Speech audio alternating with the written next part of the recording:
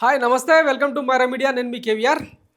దేశం మొత్తం పుష్ప 2 సినిమాకి సంబంధించి మొన్నటిదాకా ఒక రకమైన ఫీవర్లో మునిగిపోయిన సంగతి తెలిసిందే కదా.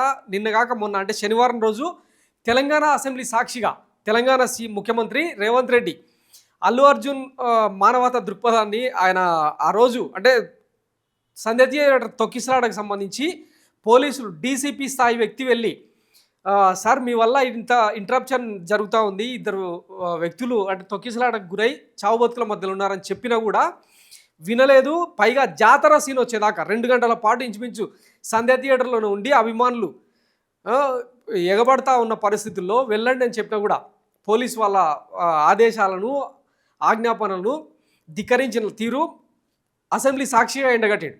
దాంతో ఒక్కసారిగా పుష్ప క్యారెక్టర్ ఇదా, రియల్ లైఫ్లో అల్లు అర్జున్ క్యారెక్టర్ ఇదా అన్న కోణంలో పెద్ద ఎత్తున సోషల్ మీడియాలో ట్రోల్ జరుగుతున్న సంగతి తెలిసిందే.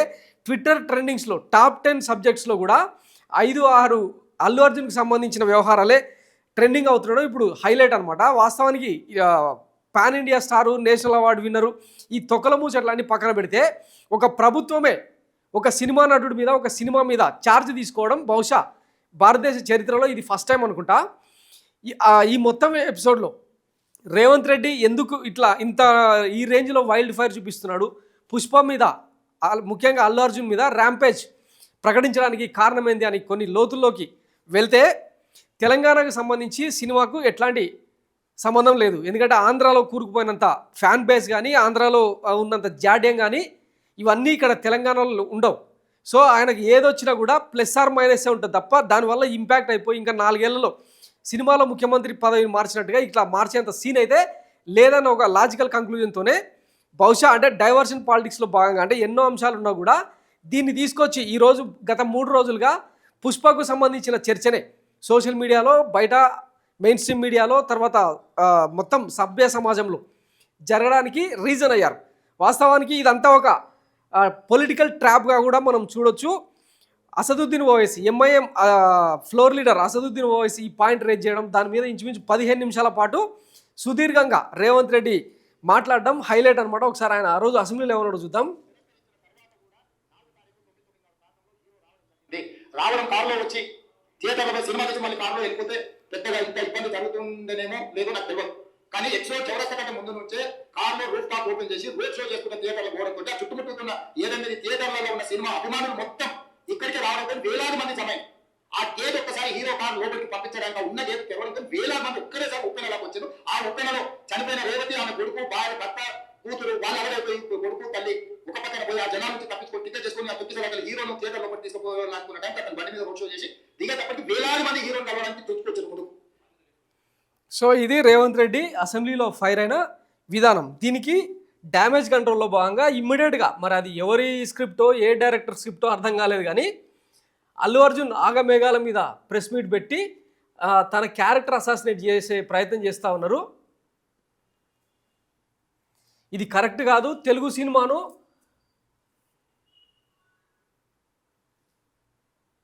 సినిమాను ఎక్కడో ప్రపంచ పటంలో పెట్టాలని భావించిన, కానీ ఇట్లా అవుతుందని నేను కూడా అనుకోలేదని చెప్పి ఆయన వివరణ ఇవ్వడం ఇదంతా చూస్తుంటే అవ్వలేదు.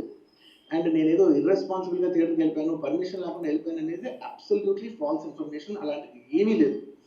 థియేటర్ వాళ్ళు పర్మిషన్ సార్ట్అవుట్ చేసుకోవడానికి చెప్పి నేను అక్కడికి వెళ్ళాము. అక్కడికి వెళ్తే పోలీసులే క్లియర్ చేస్తున్నారు అక్కడ. So it is understood that everything is sorted. నేను వాళ్ళ డైరెక్షన్లోనే వెళ్తున్నాను. అండ్ ఏంటి ఒకవేళ నిజంగా పర్మిషన్ లేకపోయి ఉంటే చాలాసార్లు వాళ్ళు చెప్తారు, సార్ మీకు పర్మిషన్ లేదంటే మేము ఎన్నట్టు వెళ్ళిపోతాం, వాళ్ళే క్లియర్ చేసి ముందుకు రమ్మంటుంటే పర్మిషన్ ఉందనుకునే కదా మేము ముందుకు వెళ్తూ ఉంటాం in that flow of things. So నేను ఆ మైండ్ స్పేస్లోనే ఉన్నాను. And I'm having a few hourly updates about what's happening. So false allegation చేసి తన క్యారెక్టర్ అసాసినేషన్ చేసే ప్రయత్నం జరుగుతూ ఉంది. ఇది తప్పు అని చెప్పి అల్లు అర్జున్ మీడియా ముందుకు వచ్చి మాట్లాడడం కూడా రాంగ్ ఫైర్ అయింది. సో ఈ మొత్తం అన్నిటి తర్వాత ఒక సస్పెండెడ్ ఐఏఎస్ఆ లేకపోతే సస్పెండెడ్ పోలీస్ ఆఫీసర్ కృష్ణమూర్తి వచ్చి ప్రెస్ క్లబ్ సాక్షిగా నువ్వేమన్నా తోపు అనుకుంటున్నావా, తుర్రెబాజ్ ఖాన్ అనుకుంటున్నావా, ఆఫ్టర్ ఆల్ ఒక మేకప్ ఆర్టిస్ట్వి, నీకు ఎంత సీన్ లేదని చెప్పి పోలీసులు రంగంలోకి దిగి ఇది మొత్తం సినారియోను మార్చేసారు. ఆ తర్వాత అల్లు అర్జున్ ఇంటి మీద ఎన్ఎస్యుఐ స్టూడెంట్స్ కావచ్చు, ఓయూజేఎస్సీ పేరుతో కొంతమంది విద్యార్థులు వాళ్ళ ఇంటి మీద దాడి చేయడం, ఇదంతా ఒక మెలోడ్రామా కనిపించింది. ఈ మొత్తం ఎపిసోడ్ కనుక మనం ఒకసారి అర్థం చేసుకుంటే ఇండస్ట్రీ మీద రేవంత్ రెడ్డి ఛార్జ్ తీసుకున్నాడు అన్న సంగతి క్లియర్గా కనిపిస్తుంది. దీనికి మూలం ఎక్కడ అంటే ఎన్ కన్వెన్షన్ సెంటర్ కూలగొట్టిన దగ్గర నుంచి మొదలు పెడితే కొండా సురేఖ మంత్రి కొండా సురేఖ నాగార్జున వ్యవహార శైలి మీద మాజీ కోడలు సమంత మీద చేసిన వ్యాఖ్యల కారణంగా మొత్తం సినిమా ఇండస్ట్రీ అంతా కూడా నాగార్జునకు మద్దతు పలుకుతూ రేవంత్ రెడ్డి సర్కారును బ్లేమ్ చేయడం, ఆ మొత్తం ఇన్సిడెంట్లో ఆమె మంత్రి పదవిని డీబార్ చేయాలి, సస్పెండ్ చేయాలన్న రేంజ్లో ట్రోల్స్ నిర్వహించడంతో అక్కడ ఇండస్ట్రీకి అండ్ ప్రభుత్వానికి మధ్య సఖ్యత తెగిపోయింది, చెక్మేట్ పడింది. ఈ నేపథ్యంలో దీని నుంచి పొలిటికల్ టర్న్ తీసుకోవడానికి కారణం ఇవంతా అని చెప్పి సోషల్ మీడియాలో ట్రోల్ జరుగుతూ ఉంది. సో ఇదంతా పక్కన పెడితే రేవంత్ రెడ్డి అసెంబ్లీ సాక్షిగా మాట్లాడడం, అంతకుముందు ఇండియా టుడే కాంక్లేవ్లోనో లేదంటే ఆజ్ తక్ ఛానల్కి ఇచ్చిన ఇంటర్వ్యూలో మాట్లాడితే అది ఎవరు పెద్దగా పట్టించుకోలేదు. సరే ఏదో వివరణ ఇవ్వాలి కాబట్టి ప్రభుత్వ అధినేత హోదాలో ఇచ్చిండని అనుకున్నారు, కానీ అసెంబ్లీలో మళ్ళా దీని గురించి ప్రస్తావించడంతో ఇక ఎటైతే అటు అయింది అన్న కోణంలో రేవంత్ రెడ్డి ఛార్జ్ తీసుకున్నారన్న చర్చ పెద్ద ఎత్తున జరుగుతోంది. ఈ నేపథ్యంలో ఇక ఒకవైపు ప్రతిపక్షాలు, ఇంకొక వైపు ఫ్యాన్స్ అందరూ కూడా సినిమా ఇండస్ట్రీ తెలంగాణ నుంచి హైదరాబాద్ నుంచి వెళ్ళిపోయి అమరావతిలో షిఫ్ట్ అయిపోతుంది, వైజాగ్లో కొలువు తీరబోతుంది అన్న కోణంలో చర్చ కూడా లేవనెత్తిరన్నమాట. సో మొత్తం మీద ఒక్క రేవంత్ రెడ్డి వల్ల సినిమా ఇండస్ట్రీ మొత్తం ఈరోజు లిటరల్గా చెప్పాలంటే పిషాబ్ కర్ణ ఉచ్చబోసుకుంటున్న పరిస్థితి నెలకొంది.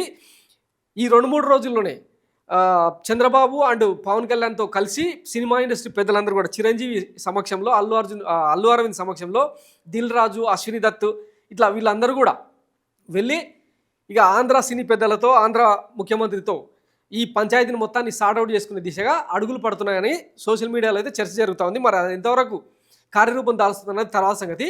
మొత్తం మీద రేవంత్ రెడ్డి అయితే ఎట్టి పరిస్థితుల్లో తెలంగాణలో, హైదరాబాద్లో సినీ ఇండస్ట్రీని ఎట్టి పరిస్థితుల్లో బేర్ చేసే పరిస్థితి లేదు అని చెప్పి ఒక డైరెక్ట్ ఇండికేషన్ ఇచ్చినట్టయితే క్లియర్గా తెలుస్తూ ఉంది. అసెంబ్లీ సాక్షిగా అదే మాట్లాడిండు.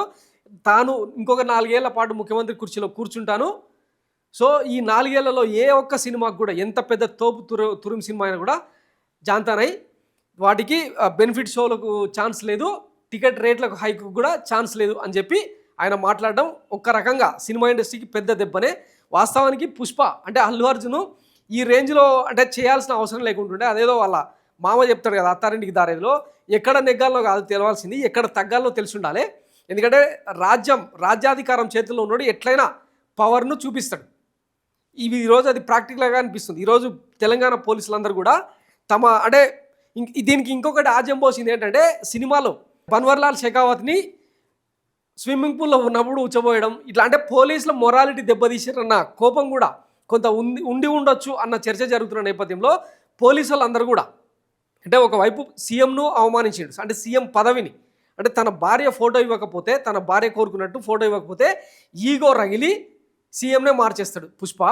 అదొక పాయింట్ అయితే, బన్వర్లాల్ షెకావత్ స్విమ్మింగ్ పూల్లో ఉన్నప్పుడు ఉచ్చబోయడం కూడా పోలీసుల మొరాలిటీని దెబ్బతీసింది. అంటే ఒక డిసైండర్ స్మగ్లరు, పాన్పరాగు గుట్కాలు వేసుకునే స్మగ్లరు పోలీసులను, వ్యవస్థను ఇంతగానో ఆడుకుంటాడు అన్న చర్చ జనసామాన్యంలో కూడా ఉన్న నేపథ్యంలో ఇదంతా కూడా అంటే సినిమాలను ఎట్టైనా చూపించుకోవచ్చు, కానీ రియల్ లైఫ్లో కూడా అట్లాంటి యాటిట్యూడే చూపిస్తామంటే సహించే ప్రసక్తి లేదని చెప్పి పోలీసులు కూడా ఈరోజు కోర్టుకు వెళ్తున్న పరిస్థితి. ఆయనకు ఇచ్చిన మధ్యంతర బెయిల్ క్యాన్సిల్ చేసి అరెస్టుకు ఆదేశాలు జారీ చేయాల్సిందిగా సుప్రీంకోర్టుకు వెళ్ళే ప్రయత్నం జరుగుతూ ఉన్నది. నిన్న మొన్న సివి అన్నది కూడా చాలా స్ట్రాంగ్గా నేషనల్ మీడియా కూడా అమ్ముడపోయింది అని చెప్పి ఆయన ఆఫ్ ది రికార్డ్గా మాట్లాడిన వీడియో ఒకటి వైరల్ అవుతూ ఉంది. సో ఆ రోజు 6 గంటల్లో మధ్యంతర బెయిల్ రావడం కూడా జనసామాన్యంలో పెద్ద చర్చకి దారితీసింది. అంటే డబ్బులుంటే, సెలబ్రిటీ అయితే ఎవరికైనా ఇట్లా బెయిల్ ఇచ్చేస్తారా, ఇవేం కోర్టులు, ఇదేం వ్యవస్థ, ఇదేం న్యాయ వ్యవస్థ అన్న చర్చ కూడా జరుగుతున్న నేపథ్యంలో వీటన్నిటి మధ్య తెలంగాణలో ఉండే సమస్యల్ని డైవర్ట్ చేయడం ఒక పద్ధతి అయితే, సామాన్య జనాలకి అండగా ఉంటానని తనను తాను ప్రొజెక్షన్ చేసుకునే క్రమంలో రేవంత్ రెడ్డి ఈ చర్యకు దిగినట్టు స్పష్టంగా తెలుస్తుంది. మొత్తం మీద ఈ ఒక్క ఇన్సిడెంట్తో అంటే పుష్ప పెట్టిన పెంట కారణంగా సినిమా ఇండస్ట్రీ మొత్తం, ముఖ్యంగా తెలంగాణలో నైజాంలో సంక్షోభంలో పడ్డ పరిస్థితి. ఇంకా గత చరిత్ర మొత్తం తీసుకుంటే ఆ 4 కుటుంబాల దుష్టచతుష్టయం చేతుల్లో సినిమా ఇండస్ట్రీ బంద్ అయిన సంగతి తెలిసిందే కదా. ఇప్పుడు ఆ ఇండస్ట్రీ పెద్దలే కాలబేరానికి వచ్చిన పరిస్థితి కూడా చూస్తూ ఉన్నాం. సో మీరు ఎంతసేపు ఉన్నా సబ్సిడీలు కోరాలి, రాయితీలు కోరాలి, మీరు ఇక్కడ అంటే సుఖంగా సంతోషంగా ఉండాలని కోరుకోవడం తప్పలేదు, కానీ ప్రభుత్వాన్ని బ్లేమ్ చేసేలాగా, పోలీస్ వ్యవస్థను బ్లేమ్ చేసేలాగా ఇట్లా ప్రవర్తిస్తే ఎంత మాత్రం స్పేర్ చేసేలేదు బేర్ చేసేలేదు అని ప్రభుత్వం డైరెక్ట్గా ఇండికేషన్ ఇచ్చినట్టయితే నిన్న మొన్న సిపి సివి ఆనంద్ సైతం బౌన్సర్లను పెట్టుకొని ఇష్టారాజ్యంగా వ్యవహరిస్తామంటే కుదరదు. ఆయా అంటే బౌన్సర్లను ప్రొడ్యూస్ చేసే సంస్థలు ఏవైతే ఉంటాయో అవి పోలీస్ నామ్స్ ప్రకారమే పనిచేయాలి. ప్రతిదానికి అనుమతులు తీసుకొని పోవాలి. ఎవరైనా కొట్టినట్టు లేదంటే తనినట్టు తెలిస్తే కనుక వాళ్ళ సంగతి కూడా చూస్తామని చెప్పి చాలా సీరియస్ వార్నింగ్ ఇవ్వడం కూడా హైలైట్ అనమాట. సో మొత్తం మీద సినిమా ఇండస్ట్రీ ఉచ్చపోసుకుంటున్న పరిస్థితి అనమాట. సినిమాలో వీళ్ళు అంటే పోతున్న ప్రాణాన్ని కాపాడేందుకు ఎంత వీరోచితంగా పోరాడతారో తర్వాత సంగతి. కానీ ఇప్పుడు రియల్ లైఫ్లో మాత్రం ఒక్కడి వల్ల వనమంతా చేరింది అన్నట్టు మొత్తం ఇండస్ట్రీ మొత్తం ఏకమై కాలబేరానికి రావాల్సిన దుస్థితికి చేరుకుందనమాట. ఇక ఈ నేపథ్యంలో తెలంగాణ నుంచి హైదరాబాద్ నుంచి ఆంధ్రాకు షిఫ్ట్ అవుతుందా లేదా, రేవంత్ రెడ్డి ముఖ్యమంత్రిగా ఉన్నంతకాలం వీళ్ళ ఆటలు సాగవన్న నేపథ్యంలో మరి ఆంధ్రాలో ఏమన్నా తిష్ట వేస్తారా? ఇప్పటికే అక్కడ ఫ్యాన్ వార్తో రగిలిపోతున్న ఆంధ్ర పాలిటిక్స్ ఇంకెంత భ్రష్టు పడిపోతాయన్నది రాబోయే కాలంలో తెలిసే అవకాశం ఉంది. చూద్దాం ఏం జరుగుతుందని. Thanks for watching Myra media. నేను మీ కేవీఆర్. Thank you.